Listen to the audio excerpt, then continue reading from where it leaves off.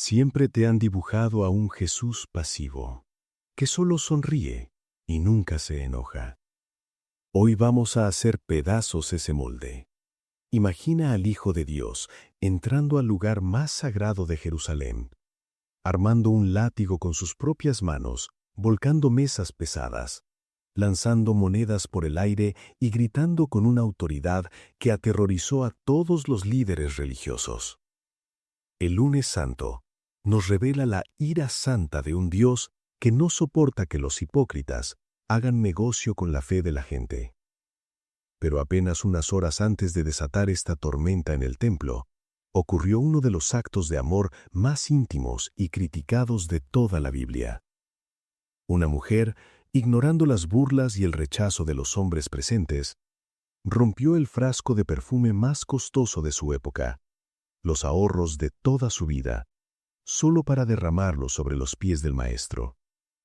Dos eventos extremos en un solo día: la máxima indignación y la máxima adoración. En este segundo episodio de nuestra serie de Semana Santa, vas a descubrir qué es lo que realmente enfurece a Dios y qué es lo que derrite su corazón. Si estás cansado de la hipocresía religiosa o si sientes que lo que le ofreces a Dios nunca es suficiente, por favor, quédate. Acompáñanos a vivir el Lunes Santo. Capítulo 1. El frasco de alabastro y el precio del amor. Para entender la magnitud del Lunes Santo, tenemos que retroceder unas horas y entrar a una cena privada en la pequeña aldea de Betania. El ambiente en la casa de Simón el leproso era de celebración, pero también de una tensión innegable. Jesús estaba sentado a la mesa junto a Lázaro, el hombre al que acababa de resucitar de entre los muertos. Imagina la escena: el vencedor de la muerte cenando tranquilamente con su trofeo de gracia. Pero mientras los hombres hablaban y la comida se servía, una mujer decidió interrumpir el protocolo, ignorar las reglas sociales de la época y protagonizar uno de los momentos más escandalosos y hermosos del Nuevo Testamento. Era María, la hermana de Lázaro. El Evangelio de Juan nos relata que María tomó 1 libra de perfume de nardo puro, de mucho precio, y ungió los pies de Jesús y los enjugó con sus cabellos. Para que el impacto de este acto golpee tu corazón hoy, necesitas entender las finanzas detrás de este frasco.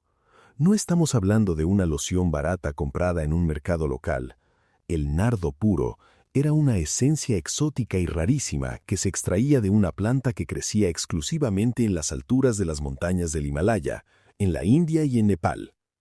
Para que ese perfume llegara a las manos de una mujer en Judea, tenía que viajar miles de kilómetros a lomo de camello, a través de las rutas comerciales más peligrosas del mundo antiguo. Por su inmenso valor, este perfume no se guardaba en botellas de vidrio comunes, sino que se sellaba herméticamente en frascos de alabastro blanco y puro, para que ni una sola gota de su fragancia se evaporara. Era considerado un activo financiero de altísimo valor, una verdadera inversión a largo plazo. En la cultura de aquel tiempo, un frasco de nardo puro a menudo representaba la dote de una mujer joven. Era su seguro de vida, su garantía financiera para el futuro, los ahorros de toda su vida que la protegerían en caso de viudez o desgracia. Romper el sello de ese frasco significaba gastar tu mayor capital de una sola vez. Y eso fue exactamente lo que hizo María. Ella no abrió la tapa para dejar caer un par de gotitas sobre la cabeza de Jesús a modo de cortesía. El texto original indica que ella quebró el cuello del frasco de alabastro. Lo rompió de tal manera que ya no había vuelta atrás. No se podía guardar un poquito para después. Ella derramó el 100% de su patrimonio financiero, de su seguridad terrenal y de su futuro sobre los pies polvorientos del Hijo de Dios.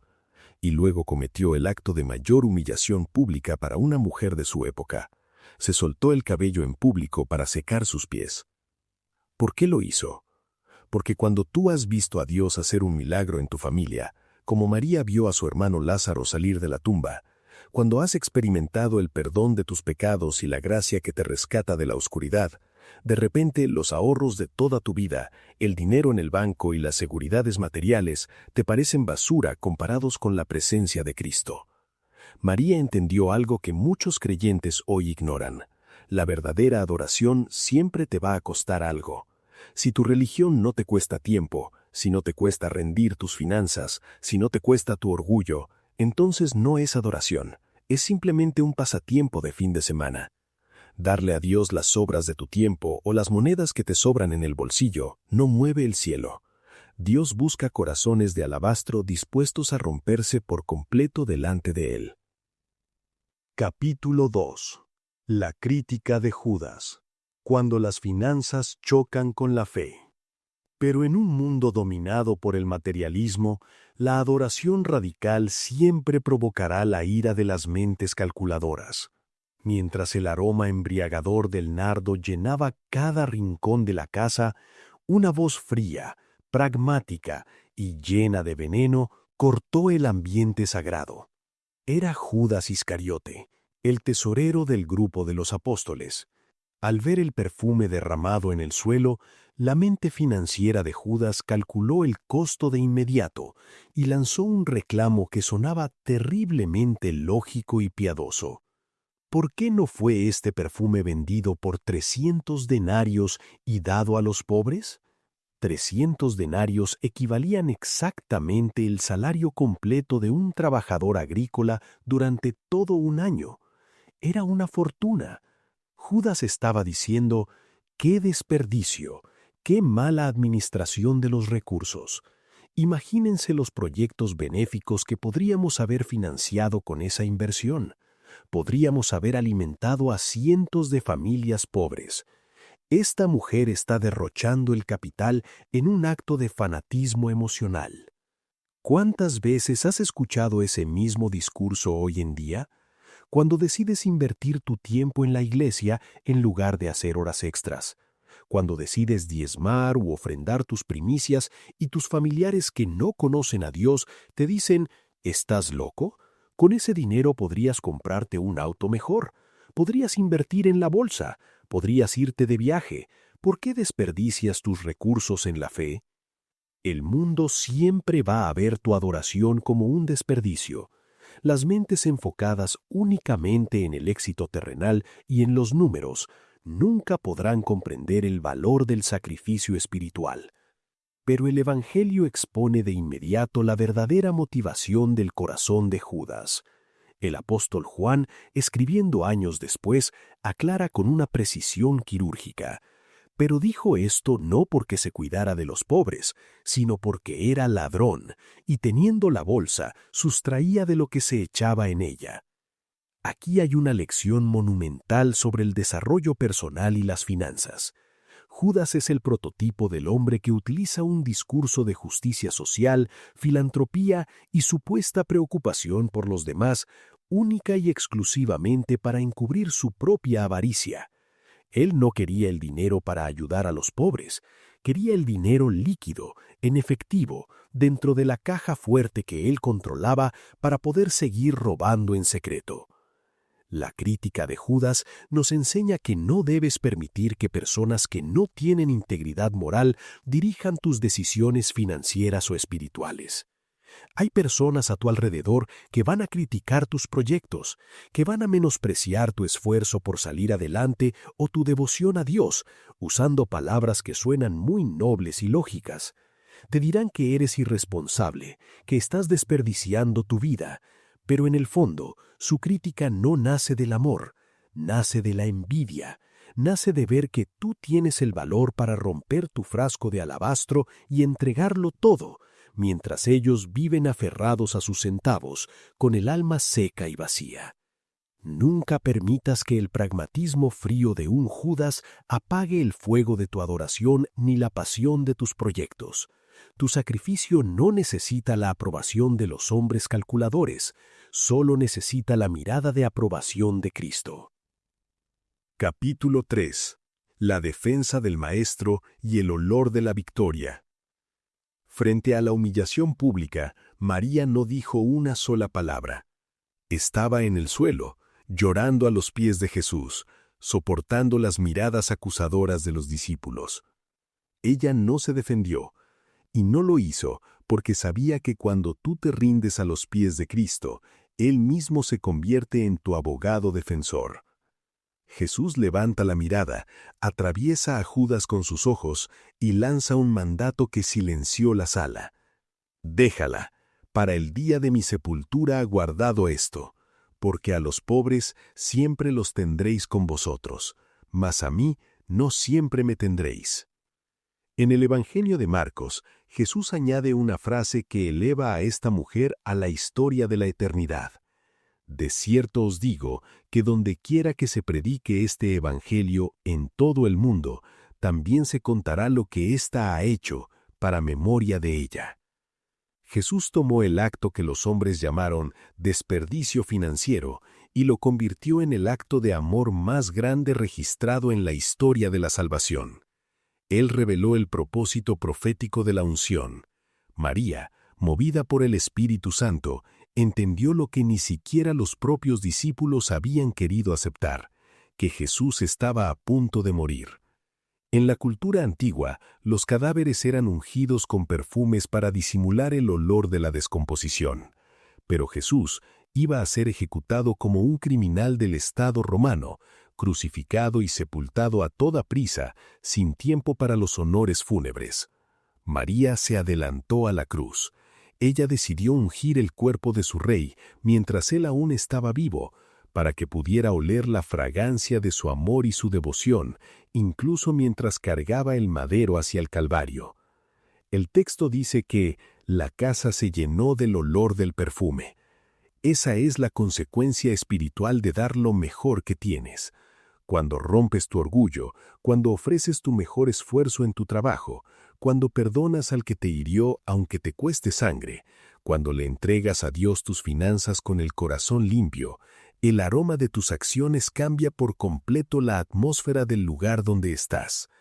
Tu casa dejará de oler a pleitos y ansiedad y comenzará a oler a paz y bendición.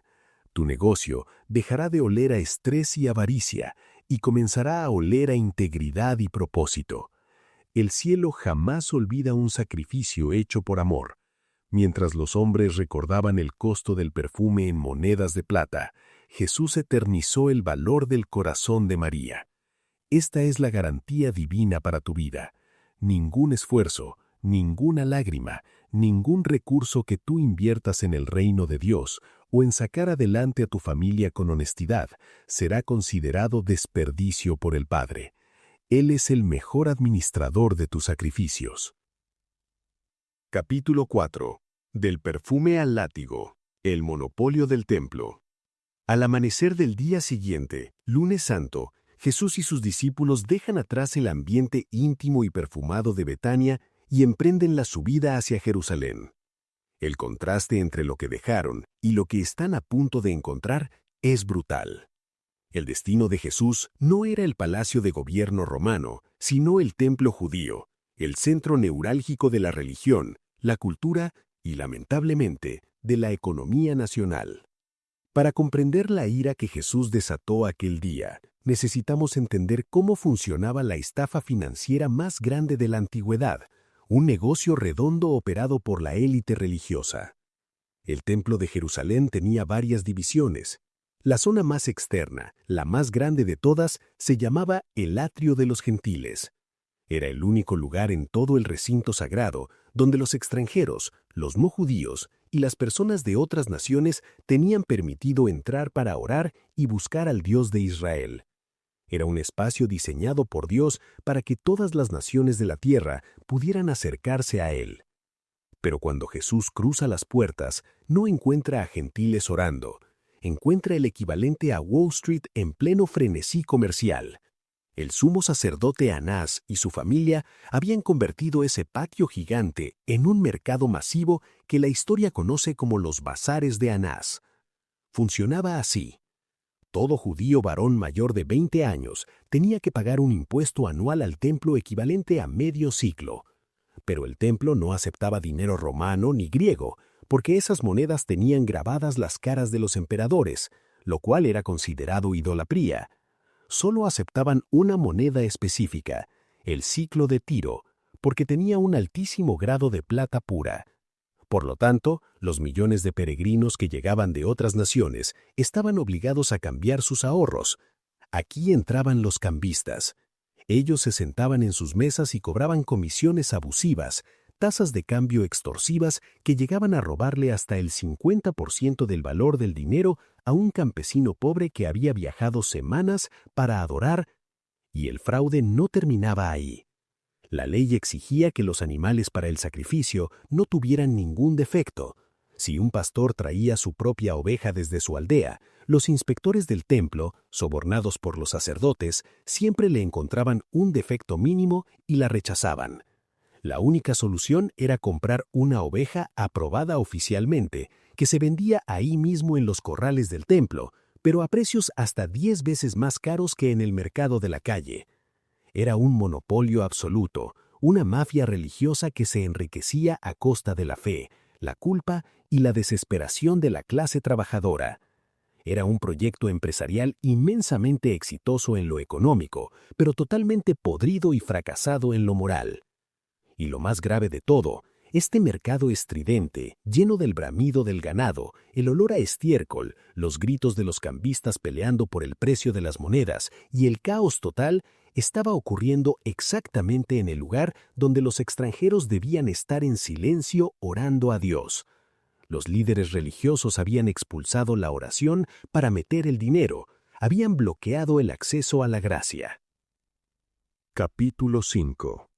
La ira santa y el derrumbe de las mesas. Jesús se detiene en la entrada del atrio de los gentiles. Sus ojos, que la noche anterior habían mirado con infinita ternura a la mujer que lloraba a sus pies, ahora arden con el fuego consumidor de la justicia divina. El Evangelio de Juan nos revela un detalle que estremece el alma. Jesús no perdió el control en un arrebato de locura. Él tuvo un enojo frío, calculado y premeditado.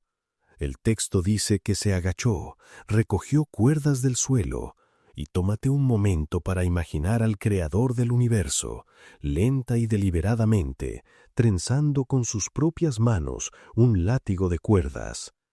Cuando el azote estuvo listo, el rey humilde que ayer había entrado en un burrito, se convirtió en el león de la tribu de Judá. Jesús avanzó hacia el centro del mercado. El sonido del látigo restalló en el aire, partiendo el ruido de la multitud. Y entonces comenzó el juicio.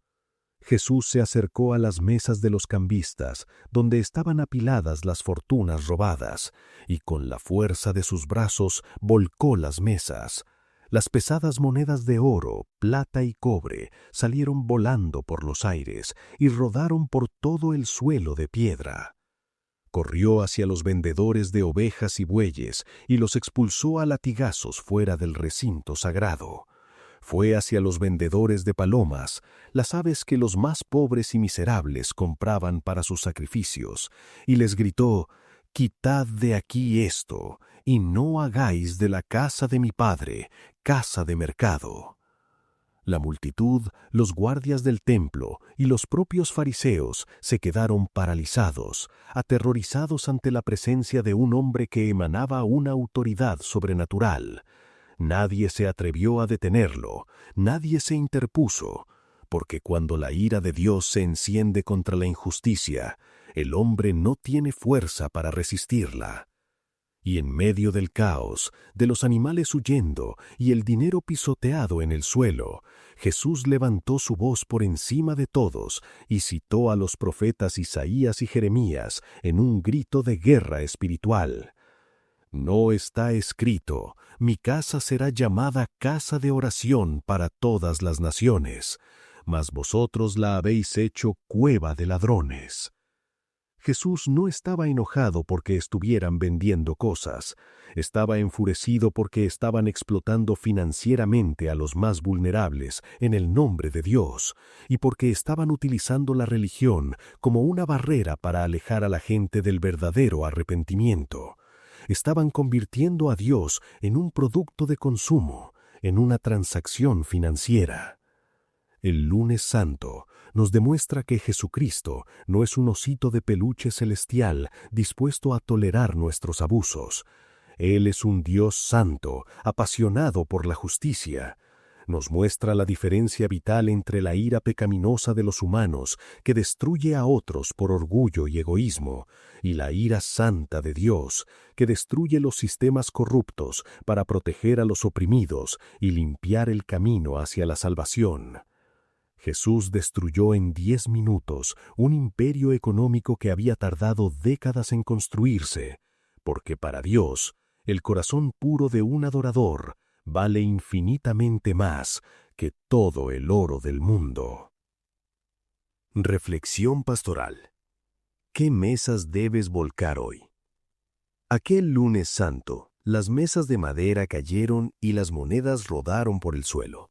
Pero la pregunta más urgente y vital de este día no se trata de aquel edificio antiguo de piedra que fue destruido hace 2000 años.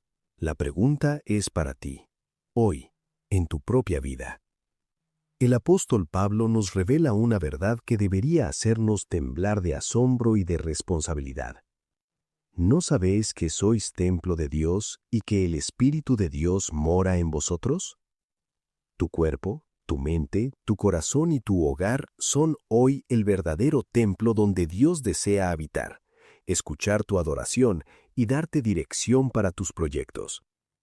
Pero si Jesús entrara hoy con un látigo en la mano al templo de tu vida interior, ¿qué encontraría? ¿Encontraría una casa de oración silenciosa y rendida a sus pies, como la de María en Betania? ¿O encontraría un mercado ruidoso, caótico y lleno de ídolos y comerciantes? Es momento de hacer un inventario brutalmente honesto. Muchos de nosotros no podemos escuchar la voz de Dios porque nuestro atrio interior está saturado de ruido. Tenemos mercaderes instalados en la mente. Quizá tienes instalada la mesa del afán financiero y la ansiedad. Estás tan obsesionado por el dinero, por pagar deudas, por mantener un estatus social, que has convertido tu mente en un banco donde solo calculas pérdidas y ganancias.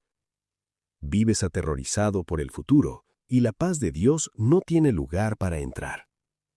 Quizá tienes la mesa del rencor y la falta de perdón. Llevas años guardando el recuerdo de esa traición, de ese divorcio, de ese mal negocio, y le sacas provecho emocional a tu papel de víctima. Has hecho un negocio de tu propio dolor. O tal vez es la mesa de los vicios ocultos, de las relaciones tóxicas o del pecado secreto que sabes que está ensuciando tu cuerpo y tu espíritu, robándote la autoridad y el propósito por el que fuiste creado. Hoy Jesús se para en la puerta de tu mente y de tu corazón, no para condenarte y enviarte al infierno, sino porque te ama con una ferocidad incalculable. Y porque te ama, Él quiere entrar a volcar esas mesas. No le tengas miedo al proceso de purificación. A veces la limpieza de Dios se siente violenta. Cuando Dios derriba tus ídolos, cuando cierra esa empresa que te estaba robando el alma, cuando aleja a esa persona que te empujaba al abismo, duele. El orgullo se cae, el suelo tiembla. Pareciera que tu mundo financiero o emocional se está yendo a la quiebra.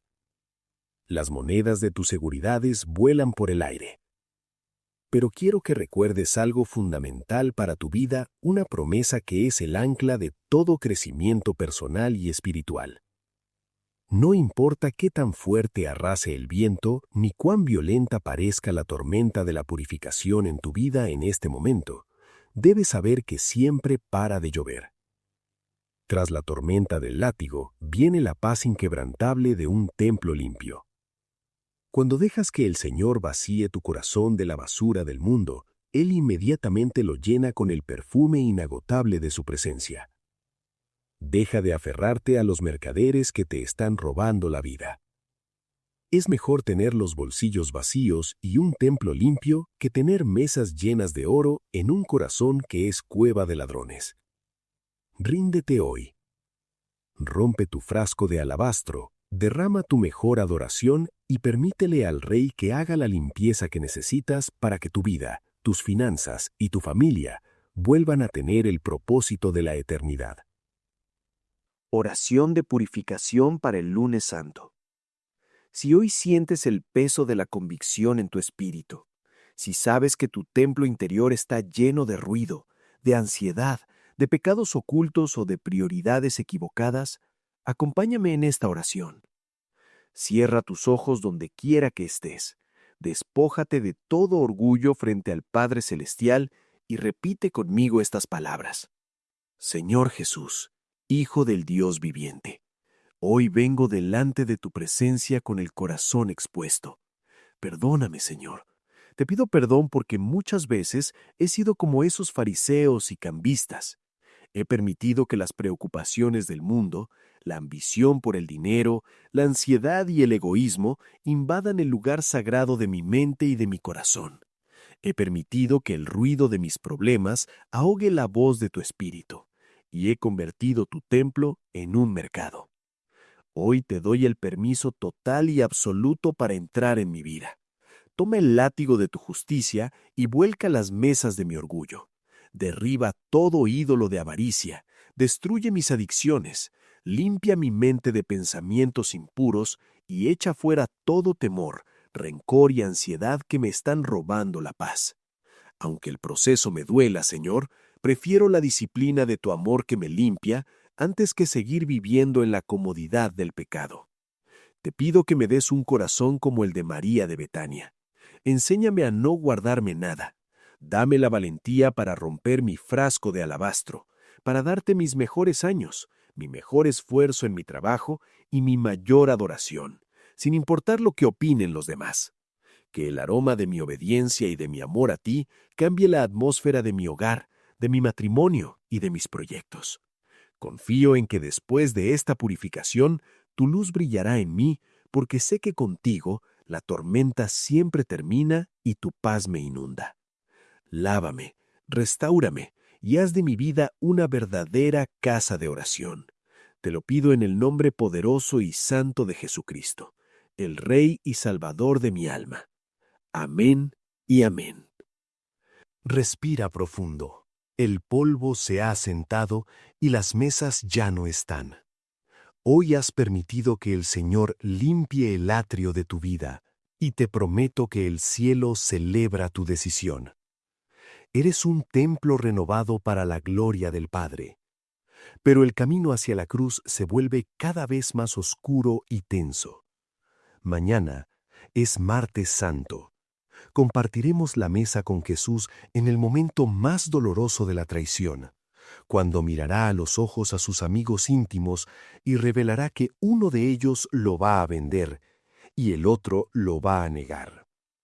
No te pierdas el episodio de mañana en esta profunda serie de Semana Santa. Asegúrate de suscribirte a nuestro canal. Activa la campanita y déjanos un comentario si hoy entregaste tus cargas al Señor. Comparte este mensaje con ese amigo o familiar que necesita que Dios organice y limpie su vida hoy. Que el Señor bendiga tus decisiones, multiplique tu esfuerzo honesto y guarde tu corazón en completa paz. Nos vemos mañana en otro video de fe.